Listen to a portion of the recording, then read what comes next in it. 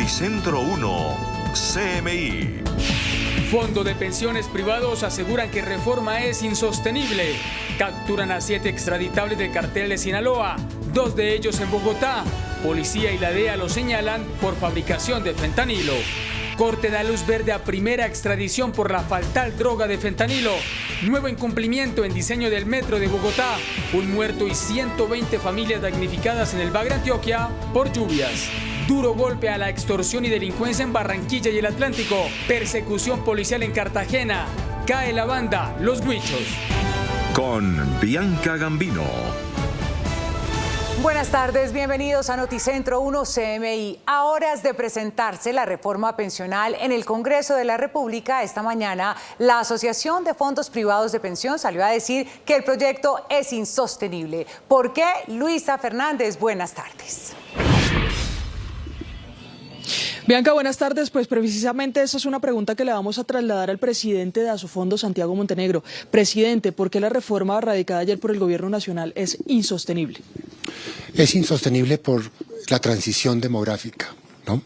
Cada vez hay menos jóvenes que cotizan para pagar las pensiones de los adultos mayores. Y cuando los jóvenes de hoy sean adultos mayores, no habrá suficientes jóvenes para que les paguen a ellos sus pensiones. O sea, no habrá plata y no habrá jóvenes, ¿no? Entonces, ¿qué tocará hacer? Recortar beneficios, ¿no? Aumentar la edad de pensión, aumentar los años de cotización o reducir el monto de las pensiones, ¿no? Ese es el problema fundamental que hace insostenible esta reforma. Presidente, en la reforma contemplan un fortalecimiento de Colpensiones, es decir, del sistema público. La mayoría de cotizaciones se van a ir allá teniendo en cuenta el número de salarios que ganan las personas aquí en Colombia. ¿Qué les preocupa de esto y en qué quedan los fondos entonces? Pues nos preocupa el golpe que esto tiene sobre el ahorro, ¿no? Nos preocupa el golpe que esto tiene fiscalmente, ¿no? Nos preocupa la capacidad de Colpensiones para administrar todos estos recursos. Pensamos que Colpensiones también debe manejarse con un esquema institucional muy distinto al que tiene hoy. El ahorro, ¿qué pasa con el ahorro de los colombianos? ¿Qué pasa a corto, mediano y largo plazo? A corto plazo el flujo del ahorro cae significativamente, ¿no? Esto va a afectar el mercado de capitales, la capacidad de financiación de las empresas, ¿no? Y a largo plazo va el stock de ahorro, el acumulado de ahorros del país como un todo va a caer significativamente. En un país que tiene una tasa ya de ahorro muy baja, solo un 14% del PIB, mientras otros países como Chile tiene 25% o China encima de 40% del Producto Interno Bruto. Actualmente el déficit de pensiones que tiene el país, es decir, lo que tiene que pagar el gobierno al sistema público de pensiones para que éstas se puedan dar, está alrededor de 40 billones de pesos. Usted dice que a corto plazo habrá más caja para el gobierno, pero a largo plazo, ¿de cuánto podría aumentar ese déficit? En términos de porcentaje del PIB, a corto plazo se mantiene solo el régimen general de pensiones, ¿no? En algo así como 1.5%. Pero gradualmente va a subir a más de 4 puntos del Producto Interno Bruto. O sea, la cuenta la van a pagar las generaciones futuras. Muchas gracias, doctor Montenegro. Pues son las apreciaciones por parte de los fondos privados de pensiones del país en cuanto a la reforma ya radicada en el Congreso de la República el día de ayer. Estamos abiertos entonces a la respuesta por parte del Gobierno Nacional sobre las críticas que se han lanzado desde varios sectores. En otras noticias, esta mañana la Superintendencia de Transporte, acompañada del Ministro de Transporte, pues anunciaron medidas administrativas en contra de la aerolínea Ultra Air, que en este momento también atraviesa por una crisis financiera. Nosotros hablamos con la aerolínea, quienes nos dan 2 puntos específicos. Lo primero es que desde el día de ayer, aseguran ellos, se presentaron novedades con 2 aeronaves, las cuales sufrieron afectaciones técnicas y se tuvieron que reprogramar 6 vuelos para el día de hoy en la mañana. Y lo segundo es que la aerolínea suspenderá la venta de tiquetes hasta el 30 de abril. Esto con el fin de organizar algunas operaciones y poder cumplirle a los pasajeros. También desde la aerolínea le piden al Gobierno Nacional ayuda para poder continuar con sus operaciones. Pues recordemos que serían entonces ya 2 aerolíneas, tanto Viva como Ultra, las que han suspendido operaciones en los últimos días. Una afectación al sector aéreo que está afectando en este momento a varios pasajeros, a varios viajeros, sobre todo en el departamento de Antioquia. En nuestra emisión central a las 8 de la noche tendremos más detalles de estas 2 noticias. Luisa Fernández, Noticentro 1, CMI. Gracias, Luisa. Capturan a 7 extraditables del cartel de Sinaloa. 2 capturas en Bogotá. Según la policía y la DEA, venían a Colombia a incursionar en la fabricación de fentanilo. Stig Luengas, ¿quiénes son los detenidos? Buenas tardes. Bianca y televidentes, feliz tarde. Noticentro 1 CMI conoció detalles de la captura de 7 personas. Según la dirección de la policía, Dijín e Interpol, con apoyo de la DEA, estos 7 extraditables vendrían a Bogotá a reunirse con poderosos capos de diferentes grupos como el Clan del Golfo para incursionar en la producción de fentanilo aquí en Colombia para luego exportarlo hacia los Estados Unidos. Las capturas se dieron del siguiente modo: 2 en el Aeropuerto Internacional El Dorado, 3 en Grecia y otras 2 en Guatemala. Todas estas personas ya fueron extraditadas hacia los Estados Unidos porque eran requeridas por una corte federal de ese país. También hay que decir que los 7 capturados son de nacionalidad mexicana. Esta es toda la información desde el occidente de Bogotá. Stig Luengas en Noticentro 1 CMI. Gracias, Stig. La Corte Suprema de Justicia avaló la extradición del primer colombiano requerido en los Estados Unidos por tráfico de fentanilo. La Sala Penal de la Corte acaba de avalar la extradición de Davinson Niño Meyer, un ingeniero eléctrico bumangués que podría convertirse en el primer colombiano extraditado a los Estados Unidos por tráfico de fentanilo, una droga sintética que tiene en alerta a las autoridades de ese país por las muertes que ha generado, pues es considerada 50 veces más potente que la heroína. Una corte de Pensilvania requiere a Niño Meyer por supuestamente hacer parte de una organización en la que tenía como funciones mantener drogas y ganancias procedentes del narcotráfico en una casa de alijo, recibir envíos de fentanilo, distribuir fentanilo a clientes y a otros miembros de la organización y recolectar las ganancias procedentes de la venta de drogas. El fentanilo que supuestamente traficaba Niño Meyer no era producido en Colombia. Las autoridades le hicieron seguimiento al hombre en los Estados Unidos, país en el que residía, después de un retén policial. Los hechos que le atribuyen habrían ocurrido entre 2017 y 2018, pero en ese último año se devolvió a Colombia. El extraditable fue capturado el año pasado en Acacias Meta y ahora se espera que el gobierno nacional formalice su extradición. Una persona muerta y cerca de 120 familias damnificadas dejó el desbordamiento de un río en el Bagre, Antioquia. A esta hora los organismos de socorro atienden la emergencia. Hernán Muñoz, buenas tardes. ¿Cuál es el panorama en la zona? Bianca, ¿qué tal? Buenas tardes para usted y para todos los televidentes. El panorama es desolador en 2 corregimientos, en 3 veredas. El agua prácticamente alcanzó los 2 metros de altura y los organismos de socorro continúan trabajando para hacer un censo final que le permita a la gobernación de Antioquia suministrar ayudas. Esta es la primera emergencia que se reporta en el Bajo Cauca durante la temporada de las lluvias y también se reportó una persona fallecida. Así se encuentran varios caseríos en el Bagre, Antioquia, por la crudeza del invierno. Algunas viviendas están en medio del agua que alcanzó hasta los 2 metros de altura. La corriente arrasó cultivos, animales y enseres. Un adulto mayor fue arrastrado por una creciente del río Tigüí. Esta desafortunadamente causa la muerte de una persona, un adulto mayor, el cual es arrastrado por esta creciente y pierde la vida. Adicional a esto, pues se presentan también afectaciones e inundaciones en varios corregimientos y veredas de este municipio. Las emergencias se reportaron en los corregimientos Puerto Claver y Puerto López y las veredas La Corona, La Coquera y Villahermosa.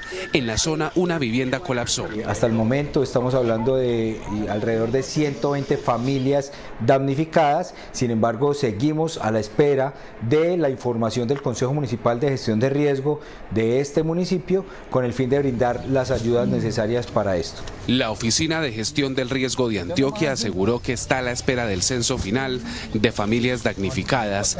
Este año 3 personas perdieron la vida como consecuencia de las fuertes lluvias en el departamento.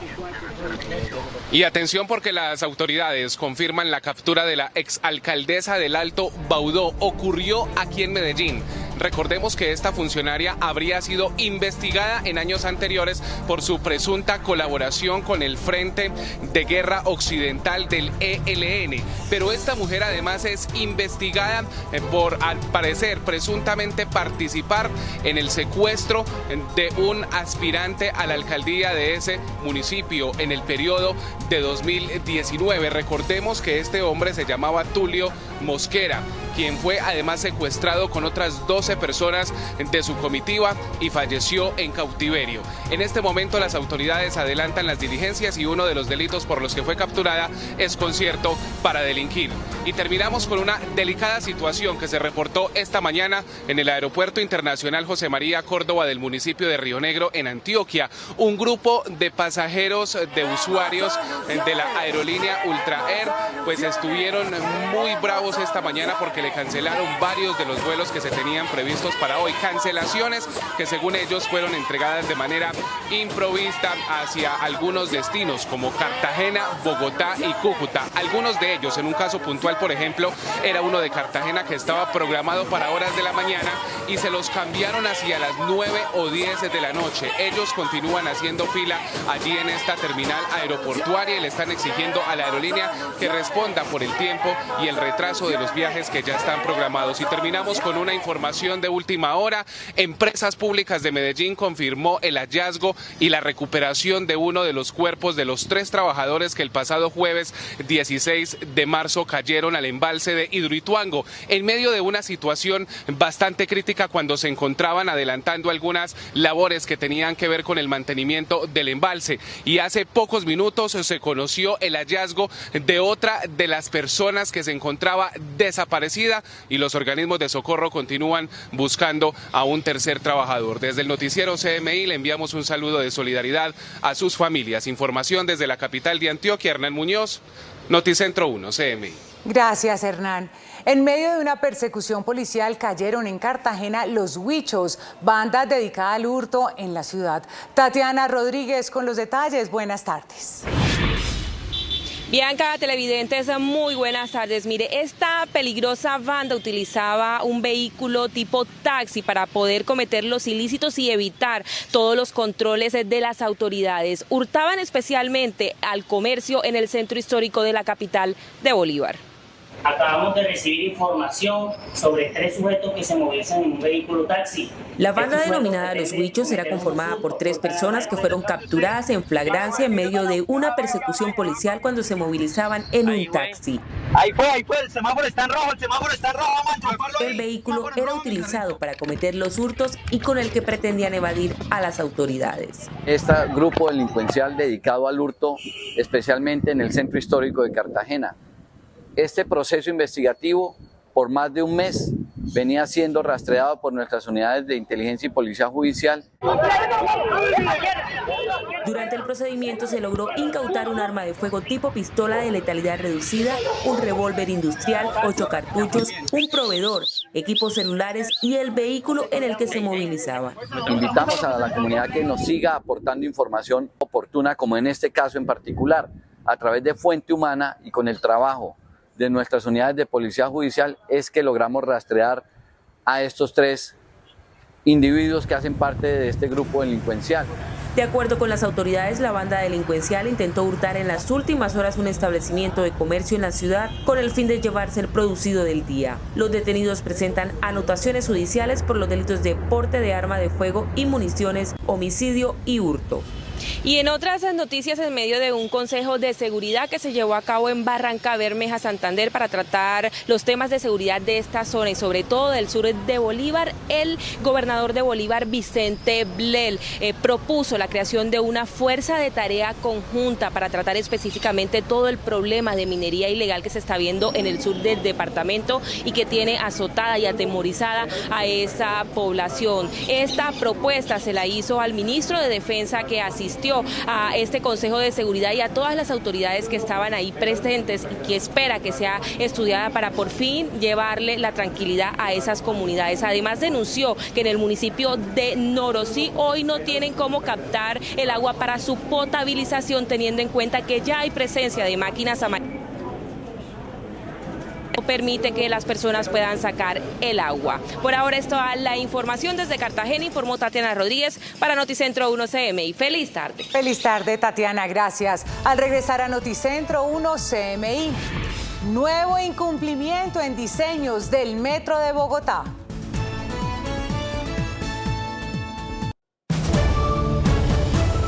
Seguimos en Noticentro 1 CMI. Durante la rendición de cuentas, la alcaldesa Claudia López reveló que 9 de cada 10 mujeres en Bogotá se han sentido acosadas. Angélica Arango con la información. Buenas tardes. Bianca y televidentes, muy buenas tardes. Nos encontramos en el Movistar Arena, en donde en este momento la alcaldesa Claudia López hace un balance de su gobierno. Entre las afirmaciones que se han destacado está la de la Veeduría Distrital, que hizo un panorama sobre el medio ambiente, sobre la movilidad y sobre todo sobre la seguridad y convivencia de las mujeres capitalinas. Con relación a la gestión de la Alcaldía de Bogotá, se llevó a cabo una rendición de cuentas para dar a conocer la situación de la capital del país. En medio de este evento se resaltaron las declaraciones de la veedora distrital Viviana Barberena, en las que hizo un llamado a tener alerta con las mujeres de la capital. Han aumentado los delitos sexuales en el sistema de transporte público. Encontramos que 7 de cada 10 mujeres se sienten inseguras. Pero aún más preocupa que 9 de 10 mujeres sienten miedo de sufrir alguna agresión sexual en el espacio y el transporte público, y 8 de cada 10 manifiestan haberse sentido agredidas. En medio de esta reveladora cifra, además entregó el panorama de temor de las mujeres capitalinas. Propongamos conjuntamente la radicación de un proyecto de ley que tipifique el acoso callejero y comprometamos a la bancada de Bogotá en el Congreso con esta iniciativa para que ayude a prevenir y sancionar estas conductas. La veeduría habló además de los retos de la alcaldía en materia de ambiente, movilidad y empleo. La alcaldesa además afirmó que la policía y el Ministerio de Defensa le están quitando los policías pagos a Bogotá, por lo que propone un comando de policía local. Cambiamos de tema porque la empresa Metro le dio 15 días de plazo al concesionario para que entregue los detalles de ingeniería de diseño de la primera línea del metro.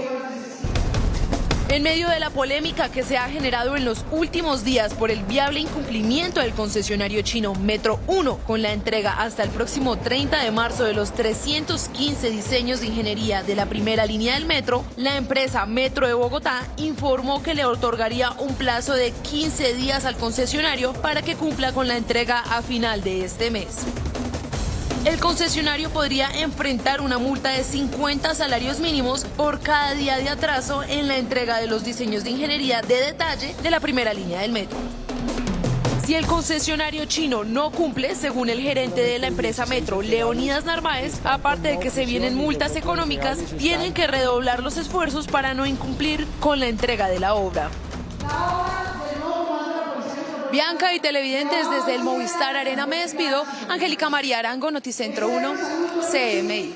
Gracias, Angélica. Fue capturada en Bogotá alias Vanessa, compañera sentimental del negro Over. Sería la cabecilla financiera de los rastrojos costeños. ¿Qué dijo en Barranquilla el director de la Policía Nacional, Jorge Castro? Buenas tardes.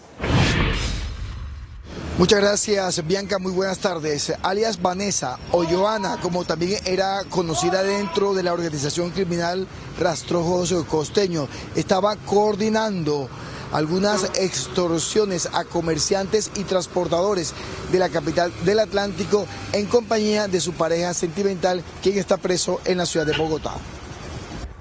Juliet Martínez Cantillo, alias Joana o Vanessa, era requerida mediante orden judicial por los delitos de extorsión y concierto para delinquir.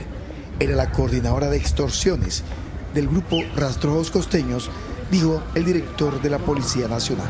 Compañera permanente de esta persona que efectivamente desde un centro de reclusión sigue generando constreñimiento y acciones contra la libertad individual y el patrimonio. Fue capturada por una orden judicial gracias al trabajo investigativo de la Policía Nacional bajo la dirección y coordinación de un fiscal delegado. Las acciones delictivas se coordinaban con el negro Over, preso en la cárcel Picota de Bogotá. Esta persona efectivamente tenía bajo su andamiaje delictivo la responsabilidad de coordinar el tema extorsivo. Se habla de que en ella, a pesar de su juventud, 28 años, gozaba pues de la confianza plena de la organización de los Rastrojos Los Costeños para que fuera la administradora de esos recursos criminales. Sobre las causas de la masacre en el fin de semana, en el barrio Villanueva, el director de la policía no descartó que esté relacionada con el asesinato de un integrante de la red criminal liderada por alias Castor o la intervención de otras bandas criminales diferentes a los costeños. La hipótesis principal que se maneja está asociada al tráfico de drogas como una retaliación por el control de ciertos territorios. Y una hipótesis, por supuesto, adicional también es este tema en donde supuestamente un sicario fue muerto días antes y que tendría alguna relación con Castor. Eso es otra hipótesis que se maneja. Eso es parte del trabajo investigativo que la Policía Judicial, tanto de la Fiscalía como de la Policía Nacional, llevan adelante en busca de establecer autores, determinadores, cómplices, favorecedores y, por supuesto, algunos instrumentos que fueron utilizados. En 48 horas han sido capturadas 41 personas y se han incautado 15 armas de fuego en operativos adelantados por la Policía Nacional. Según informó el director de la Policía Nacional, las extorsiones que se estaban coordinando oscilaban entre los 2 y los 5 millones de pesos. Noticias desde Barranquilla con Jorge Castro, Noticentro 1, CMI. Noticia en desarrollo en CMI. En el Senado de la República se hundió la reforma política. ¿Por qué se hunde? Carlos Ruiz, buenas tardes.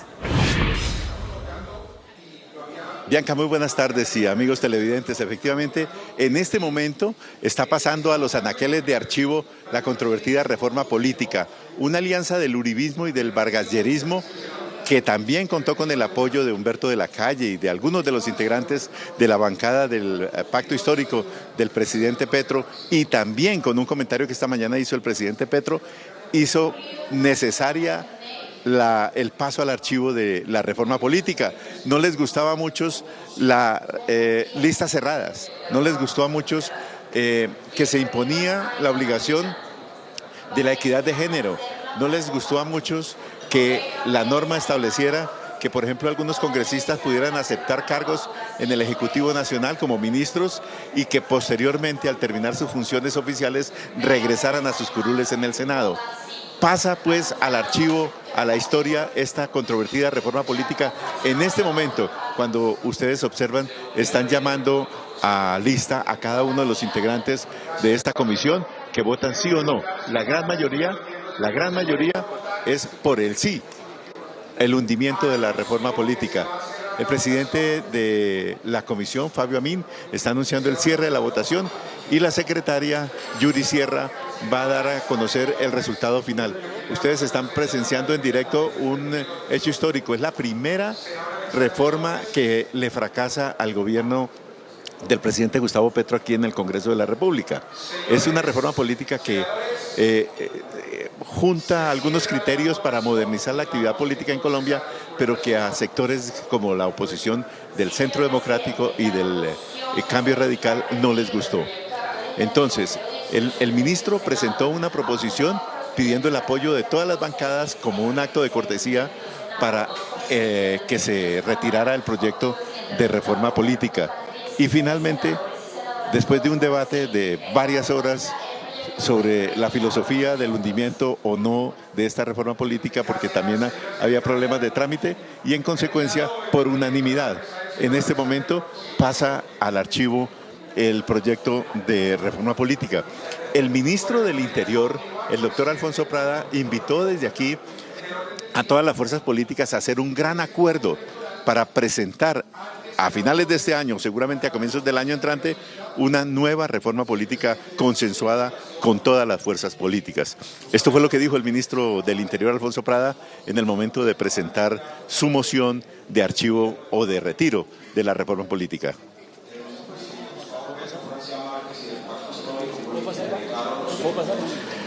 Muy bien, las distintas bancadas que participaron en la discusión de hoy están de acuerdo en que debe haber una reforma política y se va a buscar un consenso por boca del ministro del Interior, lo ha dicho el gobierno nacional del presidente Gustavo Petro, en las próximas semanas seguramente un acuerdo para presentar una nueva reforma política.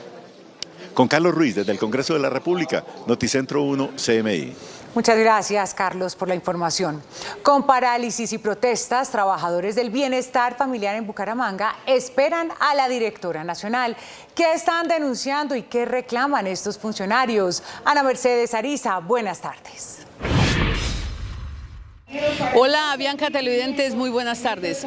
Pues las denuncias son muy graves y van más allá del deterioro evidente de las estructuras donde laboran estos funcionarios. También denuncian acosos políticos, laborales y sexuales.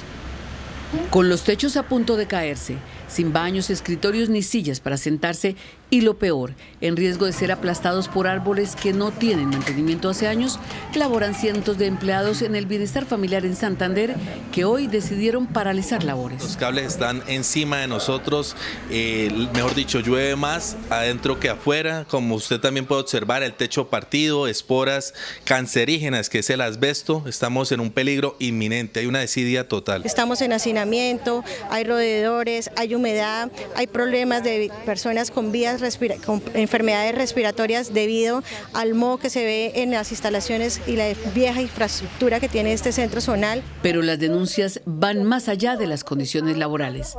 La política y el acoso sexual también están a la orden del día. Hacía amedrantamientos para hacer ciertas cosas y lamentablemente no hay denuncias de eso. No solo con los contratistas a nivel del dinero, sino con otro tipo de favores, lamentablemente. Acoso laboral y otro tipo de acoso también. En este centro zonal donde se realiza la protesta laboran 56 personas que desde hace 3 años tienen que turnarse 20 sillas para atender hasta en la calle a los usuarios de 12 municipios a los que le prestan servicios en primera infancia. Me parece terrible que nos tengan que atender acá en la calle porque no hay una silletería para que nos atiendan a nosotros como beneficiarios. La infraestructura objeto de esta protesta tiene más de 70 años de funcionamiento con poco mantenimiento, rajándose en todas las visitas técnicas de las ARL. Pese a nuestros insistentes llamados, la directora regional de la entidad, Patricia Torres Pinzón, no ha atendido los requerimientos para responder a las denuncias. Estos trabajadores, asegura, se suman a la protesta que se adelantan en otras regiones del país y aquí no la levantarán hasta tanto no llegue la directora del Bienestar Familiar que se espera arribe a la capital de Santander en las próximas horas. Es todo por el momento desde Bucaramanga para Noticentro 1, CMI, informó Ana Mercedes Ariza. Feliz tarde para todos. Gracias, Ana Mercedes. Las comunidades indígenas, afro y campesinos, víctimas del conflicto y la violencia del Valle del Cauca, se han visto beneficiadas con la restitución de tierras en el departamento. Lina Arias, buenas tardes. ¿Cuántas tierras se han entregado? Buenas tardes, Bianca, y buenas tardes a nuestros televidentes. La restitución de tierras para comunidades afro, indígenas y campesinos en el Valle del Cauca avanza positivamente. El año pasado se realizaron cerca de 5.000 solicitudes, de las cuales ya el 80% fueron resueltas. La Unidad Administrativa Especial de Gestión de Restitución de Tierras Despojadas, en el informe de 2022, expuso que en el año inmediatamente anterior se realizaron 5.281 solicitudes para restituir predios, de las cuales 4.386 fueron resueltas, beneficiando a campesinos, comunidades indígenas y afro del departamento. Esto significa que la Secretaría de Paz, la Secretaría de Agricultura, la Secretaría de Salud y la Secretaría de Asuntos Étnicos han trabajado articuladamente con el Gobierno Nacional para lograr que esta restitución de tierras se dé y logremos que esos desalojos, esa violencia que han presentado los campesinos, se logre disminuir. El informe además detalla que se han restituido 10.576 hectáreas pertenecientes a 2.275 campesinos. En torno a la población indígena y afro se han restituido 65.558 hectáreas, favoreciendo a 7.882 personas en 27 municipios del Valle del Cauca.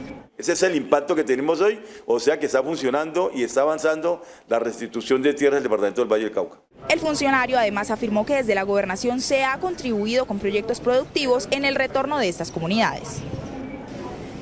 Cabe resaltar que este tipo de acciones le devuelve la fe y la confianza a las comunidades en sus territorios. Cambiando un poco de tema, el Ejército Nacional logró en Yumbo la captura de 9 personas señaladas presuntamente de pertenecer a una banda de delincuencia común. En Yumbo Valle, golpeado actualmente por la inseguridad, tropas del Ejército Nacional y la Policía Nacional continúan desplegando operaciones militares para contrarrestar la criminalidad. En el operativo realizado en las últimas horas capturaron en flagrancia a 9 personas, quienes presuntamente son responsables de la delincuencia común del municipio. Con 2 armas cortas, una 9 milímetros, una traumática, con 4 kilos de pasta base de coca y con gran cantidad de drogas sintéticas, con munición de diferentes calibres y con 3 chalecos antibalas. Según las autoridades, la aprehensión de estos sujetos se realizó en la zona hotelera del municipio y fueron sindicados por los delitos de tráfico, fabricación o porte de estupefacientes y armas de fuego. Es importante el resultado, es producto de la denuncia en tiempo real de personas que están en el sector, las cuales pueden actuar con nuestra Policía Nacional y lograr este importante resultado para beneficio institucional, para beneficio de la comunidad. Estos operativos militares están en el marco del Plan Ayacucho y según las autoridades continuarán realizándose de manera constante en el Valle del Cauca. Este es un golpe contundente al microtráfico de Yumbo, ya que esta es una de las principales problemáticas que maneja actualmente el municipio. Entre otras noticias, la Policía Metropolitana logró la incautación de más de 300 kilogramos de marihuana que iban a ser transportados en medio de pulpa de fruta congelada. El operativo se realizó en el barrio Las Orquídeas de Cali, en un establecimiento que se utilizaba como fachada para almacenar este estupefaciente. Según las autoridades, la marihuana iba a ser transportada hacia países de Centroamérica y puede estar evaluada en 300 millones de pesos. Para finalizar, les cuento que las personas que llegaron hoy a la terminal de transportes de Cali para viajar hacia Buenaventura se encontraron con que en este lugar no se están vendiendo tiquetes con este destino. El gerente de la terminal, por su parte, argumentó que cerca de 1.500 personas al día se están dejando de movilizar con el destino Cali-Buenaventura y con esta situación les deja una pérdida de 150 millones de pesos. Les recuerdo que la comunidad que tiene bloqueada actualmente la vía solicita la presencia del gobierno nacional para hablar sobre la crisis humanitaria que viven en el momento. Es toda la información desde Cali, informó Lina Arias para Noticentro 1 CMI. Francia vive la 9ª jornada de huelga general contra la reforma de las pensiones del presidente Emmanuel Macron. Los bloqueos y protestas aumentaron la preocupación por la escasez de combustible, además de acumular montones de basura en París. Los sindicatos franceses protagonizan una nueva jornada de protestas y bloqueos. Esta es la 9ª jornada de huelga en los últimos meses y en esta ocasión la salida se hace después de que la reforma de ley de pensiones ha sido aceptada y el gobierno de Emmanuel Macron haya conseguido sobrevivir a 2 mociones de censura planteadas por la oposición. La jornada se ha visto marcada por la interrupción del suministro de las refinerías, lo que ha aumentado la preocupación por la escasez de combustible para los aviones en los aeropuertos de París. Además, las cancelaciones del transporte masivo y se suma el montón de basura que se ve en las calles de la capital debido a que los trabajadores de las empresas de aseo también se encuentran en huelga. En París, exactamente, cientos de manifestantes inundaron las vías del tren en la Gare de Lyon, interrumpiendo el tráfico y causando un retraso de al menos media hora. Además, la mitad de los trenes de alta velocidad de todo el país fueron cancelados. En total fueron convocadas alrededor de 300 manifestaciones en todo el país, en las que se espera que se movilicen entre 600.000 y 800.000 personas. Los bancos centrales del Reino Unido, Suiza y Noruega subieron sus tasas de interés, siguiendo el ejemplo de la Reserva Federal estadounidense y del Banco Central Europeo, que optaron por endurecer aún más la política monetaria para doblegar la inflación y pese al contexto de alta inestabilidad financiera. Por ejemplo, el Banco de Inglaterra subió su tasa directriz de interés en 0,25 puntos básicos hasta 4,25%, el punto más alto desde el año 2008, como respuesta al sorpresivo rebote de la inflación en el Reino Unido en febrero, que se sintió principalmente en el costo de la alimentación y las bebidas no alcohólicas, que subieron al ritmo más rápido en más de 45 años. Ucrania anunció una contraofensiva inminente en la asediada ciudad de Bakhmut tras la visita a la línea de frente realizada por el presidente Volodymyr Zelensky. Según las fuerzas terrestres ucranianas, esta urbe será liberada muy pronto debido a que Rusia está perdiendo fuerza en su ofensiva.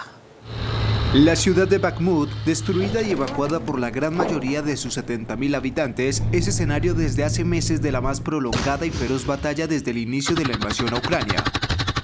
Y aunque el ejército ruso, apoyado por el grupo paramilitar Wagner, rodea la ciudad por el norte, el este y el sur, mientras persisten sus ataques para hacerse con el control total de la urbe pese a las pérdidas en hombres y equipamiento, sus asaltos están perdiendo fuerza y el ejército ucraniano lo aprovechará muy pronto para echar a los rusos por completo de la zona. Así lo advierten las fuerzas terrestres de esta antigua república soviética, que también anunciaron una contraofensiva antirrusa apenas unas horas después de que el presidente Volodymyr Zelensky visitó la línea del frente en el este del país y destacó cómo las tropas resisten con coraje y valentía sobrehumana el fuego continuo de la artillería y la aviación enemiga. Y aunque no se dio ninguna pista de cuándo podría desencadenarse el contraataque, según expertos, este podría producirse durante la primavera que acaba de iniciarse en el hemisferio norte. Al menos 5 muertos y varios heridos dejaron las fuertes tormentas y tornados registrados en el estado de California. Las fuertes tormentas y tornados registrados al sur de California dejan al menos 5 personas muertas y 4 heridas. Las víctimas se registraron en distintos puntos del estado y en incidentes separados después de que les cayeran árboles encima. La tormenta bloqueó varias carreteras y generó problemas de tráfico debido a la caída de árboles, a las inundaciones y a los escombros, dañando numerosas infraestructuras y vehículos. Además, más de 80.000 personas se quedaron sin electricidad en los condados de Alameda y San Mateo. Por otro lado, el Servicio Meteorológico Nacional informó que un tornado arrancó techos y arrastró vehículos en la ciudad de Montebello, situada en el condado de Los Ángeles, lo que obligó a sus residentes a buscar resguardo. Hasta aquí Noticentro 1 CMI. A continuación, Caso Cerrado. Y a las 8 de la noche, una nueva emisión de Noticias. Feliz tarde.